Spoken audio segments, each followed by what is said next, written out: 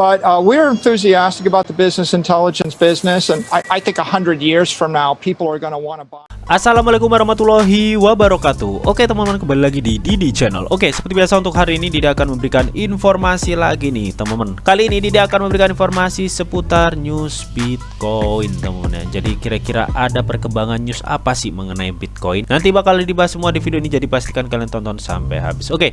Namun seperti biasa sebelum melanjutkan video ini, jangan lupa kalian tekan tombol subscribe dulu ya teman-teman, karena sekali subscribe itu gratis. Dan tentunya kalian akan mendapatkan update-update video terbaru dan info-info terbaru dari Didi Channel. So nggak usah kelamaan, langsung kita kepoin. Jadi nah oke teman-teman, di sini dikutip dari Wager.guru teman-teman ya, dimana di sini katanya Coinbase bermitra dengan BlackRock nih untuk menawarkan kripto ke klien institusionalnya. Ini nggak salah denger nih cuy ya.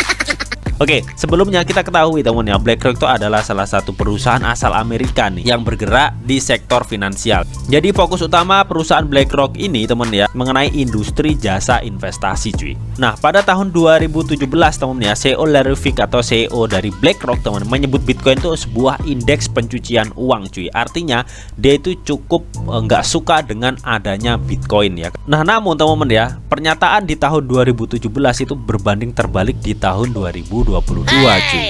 Dimana saat ini Coinbase itu sudah bermitra dengan BlackRock untuk menawarkan kripto ke klien institusionalnya teman ya. Seberapa besar sih dana yang digelontorkan untuk kerjasama Coinbase dan BlackRock ini teman? Yuk kita kepoin. Oke, di sini gambarnya Coinbase plus BlackRock ya, kolaborasi Coinbase dengan BlackRock. Oke, di sini dijelaskan nih, BlackRock manajer aset terbesar di dunia telah menjalin kemitraan dengan platform pertukaran kripto Coinbase. Kemitraan ini diumumkan melalui blog yang diterbitkan di Medium ya. Jadi untuk pemberitahuan BlackRock kolaborasi dengan Coinbase atau bekerja sama dengan Coinbase ya, itu sudah diberitahukan di Medium mereka cuy. Jadi di sini teman ya, sesuai pengumuman di atas ya, bahwa BlackRock telah bekerja sama dengan Coinbase. Di sini peran Coinbase itu memberikan akses langsung ke aset kripto ke klien institusional Aladdin ya teman ya, atau ke klien BlackRock teman. Di sini Aladdin itu adalah platform manajemen investasi ujung ke ujung BlackRock teman ya. Jadi Aladdin ini adalah sebuah platform manajemen investasi BlackRock teman ya. Jadi meskipun demikian teman ya, akses awal akan terbatas pada Bitcoin saja teman ya. Jadi untuk kali ini hanya dikhususkan untuk Bitcoin teman katanya. Dan untuk akses kerjasama antara Coinbase dan BlackRock ini teman ya, hal itu diakses melalui Coinbase Prime namanya teman ya. Jadi mengenai kolaborasi antara Coinbase dan BlackRock ini teman ya, yang sudah di manajemen investasi oleh platform Aladdin, mereka itu akan menawarkan kripto ke klien institusional dari BlackRock ini ya melalui Coinbase Prime namanya teman. Nah, di sini menurut Joseph Chalom teman ya, selaku kepala global kemitraan ekosistem strategis di BlackRock ya, katanya itu minat klien pada aset digital telah tumbuh. Klien institusi BlackRock berfokus pada cara mengelola siklus operasional aset ini secara efisien teman-teman ya. Jadi pertumbuhan ini ya sangat berbanding terbalik pada pernyataan CEO BlackRock ya pada tahun 2017 yang mengatakan bahwa Bitcoin itu adalah hanya sebuah indeks pencucian uang. Namun nyatanya di tahun 2022 teman ya, di sini kepala global kemitraan ekosistem strategis BlackRock ya, atau yang bernama Joseph Chalom teman ya, katanya minat klien BlackRock ini bertumbuh nih mengenai aset digital. Makanya BlackRock ini saat ini berkolaborasi atau bekerja sama dengan Coinbase ya untuk menawarkan perdagangan Bitcoin kepada klien institusionalnya melalui Coinbase Prime teman-teman. Oke. Nah, di sini teman ya, perusahaan BlackRock ini memiliki aset senilai hampir 10 triliun US dollar yang akan ditawarkan kepada klien institusionalnya ya teman ya. Karena melihat tadi teman ya, BlackRock ini adalah salah satu perusahaan asal Amerika yang berfokus pada industri jasa investasi teman-teman.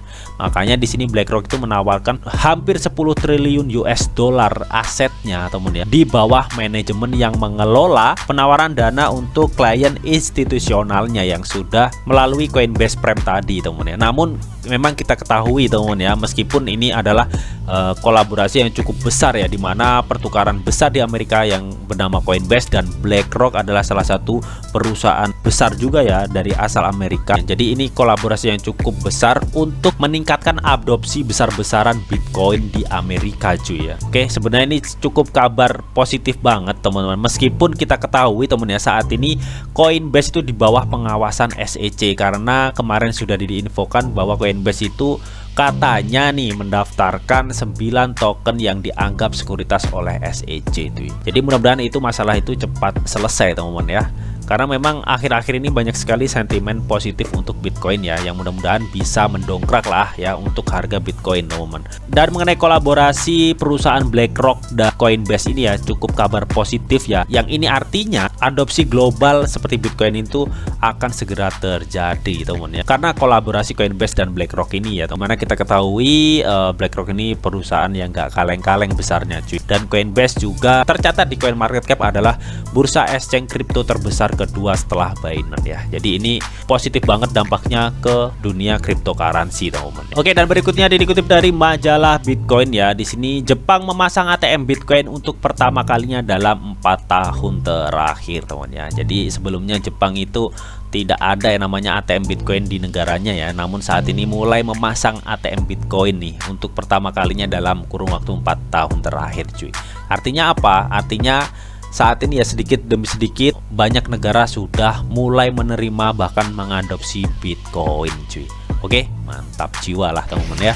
Nah, di sini pada 4 Agustus kemarin teman-teman ya, dikutip dari majalah Bitcoin ya, Christian Loomis nih dan 4 senator AS lainnya memperkenalkan undang-undang nih untuk membebaskan penambangan dan pengembangan Bitcoin agar tidak dicap sebagai pialang. Jadi ini salah satu info good juga teman ya mengenai perkembangan Bitcoin di Amerika cuy ya. Setelah kemarin teman-teman ya, Amerika itu sudah memberi sinyal positif nih untuk perkembangan Bitcoin di negaranya teman ya. Meskipun hal itu berseteru ya atau berbeda pendapat dengan SEC. Namun di sini Christian Loomis dan 4 senator AS lainnya ya memperkenalkan undang-undang terbaru nih untuk membebaskan penambangan dan pengembangan Bitcoin di negara Amerika Serikat cuy. Yang artinya apa teman ya? Yang artinya Amerika itu saat ini benar-benar ingin memimpin dunia cryptocurrency teman ya. Karena memang cryptocurrency bisa dibilang masih cukup baru teman-teman ya, meskipun sudah belasan tahun di dunia keuangan atau finansial teman-teman ya. Karena sebagian analis keuangan tuh menyebut bahwa Bitcoin itu adalah revolusi dari keuangan global teman. Makanya di sini Amerika nggak mau ketinggalan nih teman. Dan saat ini ya melihat dari Christian Loomis dan 4 senator AS ini memperkenalkan undang-undang nih yang membebaskan penambangan Bitcoin teman ya. Hal ini tuh cukup berdampak positif untuk adopsi besar-besaran global ke depannya teman.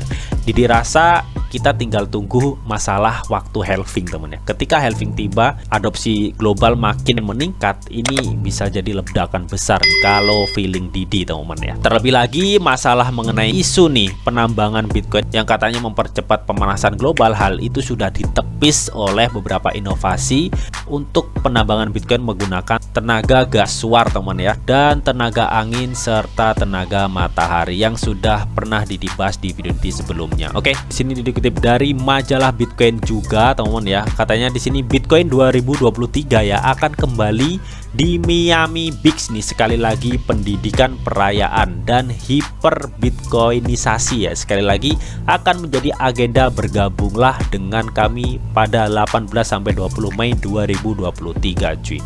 Oke. Jadi acara hiper Bitcoinisasi ya besar-besaran di Miami ini akan diadakan lagi nih pada tahun 2023. Di tahun-tahun sebelumnya ya, acara Bitcoin Miami ini juga sudah pernah diadakan cuy ya. Dan ini teman ya, sebelum acara ini dimulai biasanya itu ada kenaikan harga untuk Bitcoin cuy ya, karena HIP-nya Bitcoin gitu di acara Miami ini teman di tahun-tahun sebelumnya. Nah kali ini di tahun 2023 mereka itu akan mengadakan lagi nih perkumpulan Bitcoin terbesar di dunia ya teman ya, di Miami teman ya, tepatnya pada tanggal 18-20 Mei 2023. Dan sepertinya mereka itu akan mengundang beberapa militan Bitcoin teman-teman ya, seperti ya salah satunya ya Michael Saylor ya, atau CEO dari MicroStrategy teman yang memiliki Bitcoin lebih dari 120.000 Bitcoin yang dipegang saat ini. Oke, yang artinya bisa jadi peluncingan acara ini teman ya akan membuat dampak sentimen positif untuk Bitcoin yang bisa mendongkrak harga Bitcoin di tahun 2023 cuy. So kita nantikan perkembangan acara ini ya, karena masih lama teman-teman. Oke, namun ini cukup kabar positif banget ya untuk Bitcoin ke depannya. Oke. Dan gak hanya itu teman-teman ya, di sini 4 Agustus yang lalu di sini ada info mengenai Michael Saylor teman-teman. Sejak mengadopsi Bitcoin teman-teman ya, MicroStrategy atau perusahaan si Michael Saylor ini teman-teman ya telah mengungguli setiap kelas aset dan saham teknologi besar ya untuk pertumbuhan saham perusahaan MicroStrategy-nya teman-teman ya. Nah, namun sebelumnya teman-teman ya di sini diberitakan teman-teman ya bahwa MicroStrategy di kuartal 2 teman-teman ya itu sudah mengalami loss hingga 917 juta US dolar di Bitcoin teman-teman ya. Jadi perusahaan MicroStrategy atau milik Michael Saylor ya pada kuartal 2 2022 telah mengalami minus sebesar ini cuy ya. Nggak gila tuh orangnya. 917 juta US dollar. Namun menurut pernyataannya di video Didi sebelumnya teman-teman ya, Michael Saylor ini tetap santai ya. Dia itu pernah mengucap katanya kalau kita ingin berinvestasi di Bitcoin ya, minim kita harus menahan Bitcoin itu selama 4 tahun cuy. Karena kalau kita nggak menahan Bitcoin selama 4 tahun ya, kita bukan investor Bitcoin, katanya intinya begitu teman. Nah, saat ini teman ya, setelah mengalami kerugian yang cukup banyak banget ya di kuartal 2 2022, Michael Saylor ini melihat pertumbuhan asetnya ini ya teman ya, yang katanya tadi melebihi perusahaan-perusahaan besar di Amerika lainnya ya untuk pertumbuhannya teman-teman ya. Kalian bisa lihat sendiri untuk pertumbuhan MicroStrategy, pertumbuhannya hingga 12,72% cuy. Oke. Jadi itu tadi teman ya updatean dan news mengenai Bitcoin ini teman. Lalu bagaimana nih menurut kalian mengenai perkembangan dan update news Bitcoin kali ini? Apakah kalian percaya Bitcoin ini nantinya akan tetap bullish teman-teman? Kalian bisa tuliskan pendapat kalian di kolom komentar. Oke, namun tetap di sini tuh ada disclaimer on bahwa untuk trading dan investasi di dunia cryptocurrency itu sifatnya sangat berbahaya atau sangat-sangat beresiko tinggi teman. Jadi bijaklah kalian nih dalam mengelola atau memanajemen keuangan kalian.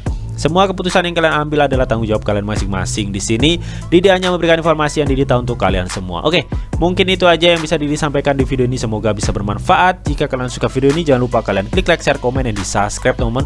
Karena sekali lagi subscribe itu gratis. Dan tentunya kalian akan mendapatkan update-update video terbaru dan info-info terbaru dari Didi Channel. Oke, sampai jumpa.